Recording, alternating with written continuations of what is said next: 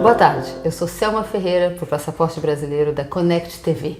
Sejam muito bem-vindos e eu tenho a alegria de ter aqui comigo hoje o Roberto Chiodelli. Não é Chiodelli não, é Chiodelli. Um brasileiro muito italiano que veio para cá para estudar, não foi isso, Roberto? Sim. E conta um pouquinho, seja muito bem-vindo mesmo, uma alegria te ter com a gente. Ok, primeiro, muito obrigado, Selma, por me receber aqui nesse espaço, nesse Muito projeto muito bonito. É de se louvar a esse espaço para o brasileiro e essa ligação Brasil-Portugal, Algarve também. Algarve, mais importante, Algarve. Brasil. Então, eu vim em 2017, vim fazer o meu doutoramento, aqui fala doutoramento, vim fazer meu doutorado em psicologia. Lá no Brasil eu defendi meu mestrado e um dos professores da minha banca de mestrado, o professor Saul, ele é daqui, da Universidade do Algarve, e ele gostou do meu trabalho, me convidou, deixou as portas abertas enfim, depois eu fui ver o que era o Algarve, nem conhecia direito o que era, e me apaixonei e eu pensei, bom, é pra lá que eu vou. Que delícia. São quantos anos atrás? 2017. 2017, ok. Eu defendi o meu mestrado no começo de 2017 e vim em setembro. Foi muito rápido, assim, esse processo. E as coisas deram muito certo pra cá, pra mim, quando eu cheguei. Eu já tinha lá no Brasil, enfim, no Brasil também, eu era psicólogo, dava aula de inglês também, na universidade que fiz meu mestrado. E vim pra cá com um projeto de aplicar o mesmo programa que eu criei na universidade de lá, que era um programa de mindfulness para alunos, aqui. Só que aí eu tive a ideia, eu percebi que tinha muitos brasileiros, tínhamos ali em torno de 1.000 brasileiros na universidade, não sei se esse número diminuiu um pouco agora por causa do câmbio, pandemia e tudo mais. Eu acho que diminuiu em número, mas continua em proporção a mesma coisa, quer dizer, continua sendo mais ou menos 10%. Exato, da população da Universidade do Algarve é de nacionalidade brasileira. Vem do Brasil, nem sempre de nacionalidade brasileira, porque tem isso, muitos brasileiros que vêm para cá vêm com outras nacionalidades, são filhos de italianos, até portugueses, mas vêm do Brasil. É o meu caso, eu tenho dupla cidadania, eu tenho italiana também. Então você aqui é italiano e brasileiro? Sim. Ok, então continua, não vamos perder não, continua. Bom, então eu desenvolvi e implementei um programa de apoio aos estudantes brasileiros, juntamente com uma colega de doutorado portuguesa, para ajudar na adaptação deles. E usava o Mindfulness, que era uma das minhas ferramentas. E esse programa foi dando certo. Aplicamos, acho que 2 edições. E então até o meu professor, que virou vice-reitor da universidade, ele falou: Roberto, por que você não reativa um núcleo de estudantes brasileiros? Porque até havia um núcleo de estudantes brasileiros, acho que foi fundado pelo Alexandro, não sei se tu conheceste, há um tempo atrás, e eles voltaram e terminaram. Esse núcleo deles não era ligado à universidade, acho que era o Nubra, se eu não me engano, e agora não existe mais, enfim. E aí no começo eu pensei, bom, eu não vim aqui para ser presidente de Grêmio Estudantil, mas era uma oportunidade muito interessante também, de fazer essa conexão com várias outras entidades, com os alunos. Então, para quem está chegando aqui, poder se inteirar com várias culturas é muito importante. Isso foi um dos meus focos, isso que nós trabalhamos no programa. Olha que maravilha. Então, eu entrei em contato lá no grupo de WhatsApp, convidei os alunos, quem gostaria de se organizar para organizar um núcleo de alunos brasileiros na universidade. E assim abrimos a Braualg. Enfim, aí dá pra contar muita história da Braualg. A Braualg a gente deixa pra depois, vai deixar pra depois. A sua história, você falou que você estava implementando um programa de Mindfulness. O que é o Mindfulness? Bom, Mindfulness, eu vou, resumidamente, a capacidade de termos consciência do que está acontecendo com a gente, internamente e externamente. Basicamente isso, eu sei o que eu consigo perceber, como é que tá o meu corpo, o que eu estou pensando, o ambiente. É um termo em inglês, né? Então, se a gente cortar o termo ao meio, fica mindful. Exato. Então, isso quer dizer que a gente enche a mente? Não necessariamente. Seria, assim, uma mente focada. Ok. Né? Seria então, uma não mente cheia, focada. Não é mente cheia, né? É uma mente atenta nesse sentido. Ok. E presente, né? Assim, o fundador do Mindfulness, o Jon Kabat-Zinn, digamos, quem foi responsável por trazer mais responsável por trazer essa abordagem para o Ocidente, ele traz um conceito de que é trazer a atenção de uma forma intencional, para o momento presente e não julgadora, no sentido de perceber os nossos julgamentos e tal. Mas basicamente é isso, ter essa atenção plena e conseguir, de alguma maneira, com isso, não ser dominado pelos impulsos emocionais, ter uma melhor regulação emocional. Então eu acabo ficando menos reativo. Olha, eu conheço gente que precisa. Atualmente tem muita gente. Tem muita gente. Enfim, é uma capacidade que todos nós temos, mas assim, podemos desenvolvê-la. E isso é muito importante, porque acabamos... É muito diferente de nós agirmos impulsivamente sem pensar, do que escolher como agir, do que fazer uma ação consciente. Algo levado muito... É muito prático. E enfim, aí dá pra... Também posso falar muito sobre isso. A gente vai falar um pouquinho mais sim. Eu queria te fazer uma pergunta. Mindfulness e meditação é a mesma coisa? Não necessariamente, apesar de serem muito parecidos. O mindfulness é essa capacidade de termos a consciência interna e externa do momento presente. De não ser tomado por assalto pelas minhas emoções ou pelos pensamentos. Assim, eu perceber eu estou pensando isso, mas eu não sou isso. Eu estou sentindo isso, mas eu não preciso ser levado com essa emoção. Eu posso, respira, o que eu faço? Bom, o mindfulness é isso. A meditação é uma prática. A meditação é uma prática. Existem práticas estáticas, existem práticas com movimento, a prática de mindfulness é considerada também uma prática de meditação, né? Mas assim, dentro do mindfulness seria esse estado e a meditação é uma prática que te ajuda. O mindfulness trabalha com meditação formal, digamos, eu vou sentar, vou sentir o meu corpo, os sons, o cheiro, enfim, definir um foco, isso aí é uma prática formal.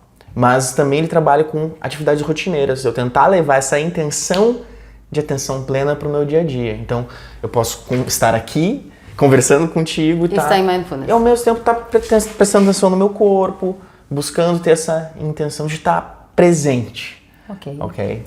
Isso para os estudantes, quando você colocou isso, esse programa na universidade, deu impacto? O impacto foi positivo? Foi.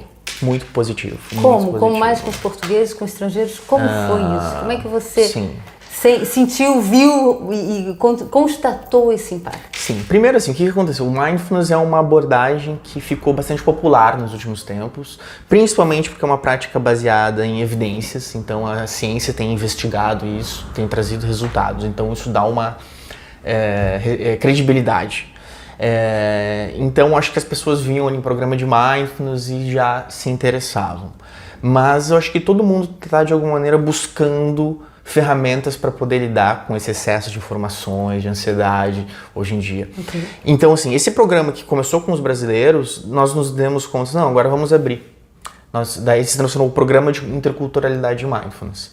E aí nós abrimos para todas as nacionalidades, porque a Universidade do Algarve é multicultural. Tem muitas nacionalidades e tal. Até fizemos um em inglês para os estudantes Erasmus. Excelente a saída. Até hoje, né, eu fui contratado agora pelo Gabinete de Inovação Pedagógica da Universidade. Eu aplico, já são mais de 15 edições. Nas primeiras 6, 7 foram presenciais, depois foram online por causa da pandemia. Sim. E agora vai começar uma nessa semana. Que bom! Eu gostaria que fosse presencial, só que a maioria dos inscritos escolheram por online. Então vamos ver se a gente faz um ou outro encontro presencial. Que o online ele traz essa facilidade de tempo, de deslocação, enfim. Sim, mas perde também um pouco. Perde outras coisas, porque nós trabalhamos com muitas dinâmicas, né? Então a gente trabalha o mindfulness e trabalhamos a interculturalidade, que é essa questão de se adaptar, de se integrar numa nova cultura. E se integrar numa nova cultura não é simplesmente eu esquecer as minhas raízes e agora eu vou virar português, farense, não. Eu conseguir fazer essa troca com quem está aqui. Não esquecer das minhas raízes, poder assimilar o que está acontecendo aqui. Então a gente brinca muito isso. Então essa interculturalidade não é só para os brasileiros ou para quem vem da África ou enfim outros países. Não, é para os próprios portugueses. E tem alunos deslocados que vêm para cá, muitos alunos que vêm do Porto, enfim. Exatamente, tem muita gente de Évora também, do Alentejo, né, que desce. Sim, de todo Portugal. Então eles estão aqui, saíram de casa, estão conhecendo uma outra cultura. E para os alunos daqui, eles estão... A universidade é essa troca, então a gente trabalha com essa questão intercultural, que é muito relacional. O mindfulness também é relacional, mas essa questão de se ajudar nas estratégias, de se adaptar, na importância de haver uma comunicação intercultural. A gente trabalha com essas capacidades, das atitudes positivas. Ai, que bonito, Roberto. Isso é muito lindo. Então agora você está desenvolvendo. E a psicologia nisso tudo? Bom, isso, o que eu uni o útil ao agradável, porque esse programa ele fez parte do meu doutorado, né? Okay. Foi avaliar eu busquei avaliar os efeitos desse programa. Aliás, doutorado que você finiu com louvor, quase. Exato. Foi com louvor. Parabéns. Obrigado. Estou muito contente. Foi um processo muito bacana, sou muito orgulhoso, assim. Então, assim, esse programa foi central na minha tese. O título é Mindfulness, Interculturalidade e Solitude, uma intervenção breve com alunos universitários, né? Esse programa tem 6 encontros, de 2 horas cada. Então nós analisamos os resultados, a gente fizemos testes pré, pós programa e 3 meses depois do programa. Ok. E os resultados foram bastante positivos em relação ao estresse, regulação emocional, satisfação com a vida. E muito curioso, o grupo online com o presencial, quando eu fiz a comparação, nos 3 meses após a intervenção, o grupo online teve melhoras mais definitivas do que o presencial.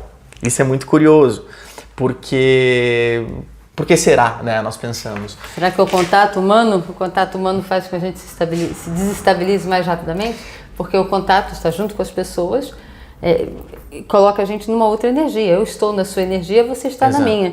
Online eu não tenho isso, eu estou online no computador, eu aqui estou online com vocês, nós estamos online com eles, mas nós dois estamos juntos aqui. Então o impacto que você tem em mim e eu em você é muito maior que o impacto que nós vamos ter naquele que vai ver esse programa. Essa é uma hipótese, então nós criamos algumas hipóteses, óbvio, porque isso aconteceu e então, por que será? Assim, o presencial foi positivo e ele foi positivo após os 3 meses também, mas não tanto, as melhoras não foram tantas, porque foi inclusive em depressão e ansiedade pro grupo online. E a hipótese que nós tivemos, encontrei só um estudo com a mesmo delineamento da terapia sobre depressão, da terapia cognitivo-comportamental, porque era assim, o mesmo programa online e o mesmo programa presencial e comparar online, e era online síncrono, né, pelo Zoom, aquela coisa. Mas, então, a hipótese que nós temos, que foi desse estudo também, é que o participante que está online, ele não cria aquela dependência do grupo. Então, quando acaba a intervenção com o grupo, ele não sente aquela falta, ele já está acostumado a fazer as práticas em casa, meditativas e tal. E então, quando acaba, não há aquele vazio tão grande quanto o presencial. E presencial a gente faz muitas também dinâmicas que são diferentes no online, né? Então, assim, quem está online desenvolve uma maior autorresponsabilidade, autoeficácia, digamos assim. Que interessante. Essa é uma hipótese, mas claro, tem vieses, porque o que aconteceu? O grupo online foi antes da pandemia, o grupo presencial, desculpa, foi antes da pandemia, e o online foi quando, então era um mundo diferente. Também tem outra questão, que o perfil de quem faz presencial é diferente de quem faz online, então isso é um viés científico, né? Teria que ser algo assim randômico, aleatório para poder avaliar, mas ao mesmo tempo ele tem resultados iguais a um outro estudo, então algo que nos faz pensar. Então, nossa, é curioso, né? É curioso a gente entrar no estudo científico. Nós muitas vezes temos conversas e falamos com as pessoas do dia a dia, daquilo que nós vivemos, da nossa experiência. E quando você nos traz assim esse mundo do estudo científico, a necessidade de comprovação, isso pode ser, mas a gente tem que olhar do outro lado. Nós estamos tão habituados com verdades, né? Com verdades absolutas. Absolutas. Para mim o problema está resolvido. A gente se vê uma energia, eles estão lá e outra energia não tem. É preto no branco e não tem, isso, é verdade. E quando a gente fala em estudo científico, é totalmente diferente. Roberto, e agora? Boa pergunta. Então, eu durante esse tempo também, eu trabalhei num projeto chamado Ser Mental em Olhão. Sim. Né? Como eu falei, desde que eu cheguei eu busquei me contactar, interagir com todo mundo. Então, por exemplo, eu participei do Refúgio, um voluntariado que tem lá em Faro, acho que tem em Olé também. Enfim, conheci muitos portugueses ali, fiz amizades ali. Também num grupo de mindfulness, no qual eu lhe conheci, com a Marilyn Pearl, né? Eles são da Inglaterra, da Escócia, enfim, Suécia. E ali conhecemos várias pessoas. E através desse grupo conheci a Carla, e fizemos alguns trabalhos juntos, ela é psicóloga também, e ela teve aí um projeto financiado, né, pelo Portugal Inovação Social 2020, chamado Ser Mental, e me convidou para participar. Então, eu participei durante 3 anos lá em Olhão. Nós trabalhamos com atendimento individual e famílias, e também grupos de mindfulness. Eu fui também convidado porque eu faço parte da universidade para avaliar o impacto. Okay. Então, hoje em dia, é muito importante nós termos algo baseado em evidências. Okay. Então, se você chega assim, eu gosto disso aqui, essa abordagem é boa porque eu gosto, e eu até acredito e eu acho que pode ser boa, eu não sou contra nenhuma abordagem ou terapia, enfim. Mas se você tem ali estudos e evidências, isso dá uma outra credibilidade, né? Então, eu fui chamado para poder avaliar isso, né? E, enfim, fiquei 3 anos lá, fazia part-time, 20 horas mais ou menos, e lá em Olhão. Continuo no Ser Mental, mas agora eu diminuí para 4 horas. Nossa! Por quê? Porque eu quero agora ter um momento para mim, né? Eu terminei meu doutorado, agora eu quero poder investir mais na área clínica de atendimento e também agora na parte do desporto. Então mindfulness ou psicologia? Exato. Qual dos dois? Ou os dois integrados? Os dois juntos. Para o desportista? Alta competição ou... O meu foco é alta competição, alta performance. Então, assim, eu tenho um programa, desenvolvi um programa, agora quero começar a aplicar e avaliar. Que é aplicar e avaliar. E é um programa de 4 semanas para atletas, né? Treinamento e habilidades emocionais para atletas. Então, agora eu quero... Então, foi agora esse mês, praticamente, foi em setembro, mas setembro foi um mês muito atribulado. Praticamente agora que eu tô entrando nisso. E daqui uma semana vai ser lançado meu site. E eu vou poder... que bom! Olha, divulgar. Uma semana, gente. Roberto Chiodelli. Tem algum nome especial o site? É o meu nome, Roberto Chiodelli. É o nome dele. Então, Roberto Chiodelli, vamos lá ver o que ele está contando pra gente. Olha só, eu tô super curiosa. Exato. É importante, né? A gente tá nas redes e poder divulgar. Então, assim, aí tá a parte mais empreendedora minha, né? Porque antes eu tava no doutorado, antes eu tô trabalhando num projeto, enfim, mas agora eu me dei conta, não, eu quero empreender, eu quero ter o meu negócio do meu jeito. Você tem algum esporte que seja, ou desporto, como se diz aqui, que seja mais o seu foco? Você poderia me dizer, não é mais atletismo, aqui tem muito ciclismo, ou é mais futebol, ou tem alguma coisa que... Eu sempre gostei de muitos esportes. Pratiquei futebol, enfim, próprio surf aqui e tal. Mas eu sou muito aberto, eu não tenho uma questão com o tipo de esporte. Aqui no Algarve, assim, tem o futebol, né? Temos aqui equipes que estão até o Portimonense na primeira divisão, o Farense na segunda. Tem o golfe, que é muito forte. Que é muito forte. Eu acho que esse, então, em Mindfulness é super necessário. Exato. Enfim, tem, como se diz, vela, né? Também ali pro Vila Moura, fazem bastante. E a equitação também está aqui no Algarve, nessa região do Algarve, aqui é muito forte também. Então, assim, eu estou aberto independentemente do tipo de esporte. Então, com licença. Atletas de alta performance.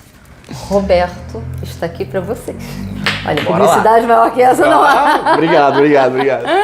Excelente, isso aí. Vamos lá. Objetivos. Mesmo, o site e trabalhar com os atletas? Exato. Meus objetivos agora são esses. Sonho dentro do objetivo. Digo assim, eu adoraria trabalhar com... Olha, eu adoraria trabalhar assim com estrelas mesmo, assim, ou atletas de alto nível, né, que estão lá assim despontando o pico da performance, né. Por exemplo, alguns atletas nós sabemos que utilizam já o mindfulness, e eu não trabalho nesse programa só com mindfulness, trabalho com terapia corporal, que eu tenho formação também, com bioenergética, enfim. Mas eu sei que atletas assim como o Djokovic, o LeBron James, esses caras, o que acontece? Quando eles estão lá naquele alto nível, o diferencial, tudo pode ser um diferencial, porque é muito parecido. Então eles buscam várias saídas. Né? Um pequeno movimento, 1/1000 de segundo. 1/1000 de segundo. Um reflexo Exato. de olhar. E nós sabemos assim que a regulação emocional no esporte é determinante, né? Eu falei do tênis. Saber lidar com as frustrações, né? Nós acabamos tendo muito mais frustrações do que, né, sucesso. Então, saber lidar, enfim, tem várias situações ali durante a competição, durante até a carreira do atleta que é importante saber lidar, né? Tem até, por exemplo, a questão da lesão, tem a questão do término da carreira, que às vezes é muito complicado, tem atletas que entram numa depressão. Existem estudos enormes, inclusive na terapia crânio-sacral, sobre esse problema. Nos Estados Unidos, o pessoal do futebol americano trabalha muito a terapia crânio-sacral por causa do término da carreira. Muito atleta de futebol americano se suicida em final de carreira e precisa desse movimento de equilíbrio. Inclusive tem um filme, agora não me lembro, acho que é com Will Smith, que... E tem uma questão muito determinante nessa questão do suicídio, que é o choque que eles têm do cérebro, e eles vão causando lesões. E depois eles não conseguem perceber o ser estrela hoje e ser ninguém amanhã. Exato. E eles vão... analisam o cérebro deles e eles como se tivessem 90 anos e tem 40 anos. É verdade. Então, tem casos bem, bem sérios. A NFL, numa época, quis esconder tudo isso. Esse filme mostra, é um filme real, baseado em fatos reais. Então, essa questão do choque, né? Eu acho, realmente, eles têm um capacete e tudo, mas enfim. Não funciona. Roberto, olha, foi uma magia. Nós temos um tempinho que parece que é longo, mas quando a gente começa a conversar, voa. Você trouxe elementos super, super interessantes pra gente. O pensar, o se proteger, o estar aqui agora, o ter noção do nosso ambiente, o meditar, mas o ter consciência daquilo que a gente quer, controlar atitudes. Então isso é belíssimo. A sua vinda para cá, a sua história aqui em Portugal, esse sucesso enorme, porque é um sucesso, né? As pessoas definem sucesso de várias formas, mas o seu é um caso de sucesso. E vai ser um caso de sucesso maior ainda. A gente quer só poder entrevistar você quando você fizer muito sucesso, tá? Sem cobrar cachê. Com certeza. Eu que agradeço. Não, é uma alegria, muito bom. Mas antes de você acabar, eu queria que você deixasse um recado para as pessoas sobre a importância de ser e estar lá para a câmera. Ok. Primeiro eu quero agradecer a Selma. A Selma me recebeu maravilhosamente bem aqui, desde quando eu cheguei, enfim, lá naquele grupo de Mindfulness e depois para participar do Consciente. Nos encontramos antes e tal, então assim, temos várias intersecções aí e eu agradeço muito. E vamos continuar com isso, com certeza. E assim, a importância de cuidar de nós mesmos, né? Dessa noção de podemos cuidar da nossa saúde mental, que é muitas vezes vista com estigma, com preconceito, porque é algo invisível. Então, se você conseguir delimitar algum tempo para si, que seja 10 minutos por dia, para se observar, para respirar, para se cuidar, isso já pode mudar muito a tua qualidade de vida. Eu acho que é um direito que nós temos, é um privilégio que nós temos de poder até buscar talvez algum apoio, uma psicoterapia. Isso não há que ter vergonha, ok? Então, a minha mensagem é isso, cuide de si, né? Primeiro, põe a máscara, quando tá caindo o avião, primeiro põe a máscara em si, quando tá caindo o avião é ruim, né? Quando tá em turbulência, quando tá em turbulência, primeiro põe a máscara, né? E depois nas crianças. Mas o avião não vai cair, pode deixar. Não vai. O piloto é bom. O piloto é bom, a gente vai chegar. Mas primeiro cuide de si, né? Às vezes a gente se esquece de cuidar de nós mesmos. Então, fica aí a mensagem. Que maravilha, que mensagem linda. Olha, Roberto, obrigada de novo. Obrigada por ter aceito esse convite. Eu que agradeço. Gente, com muita alegria, de bem com a vida, um total bem-estar e consciente de que estou aqui agora com vocês. Eu sou Selma Ferreira, do Passaporte Brasileiro para Connect TV.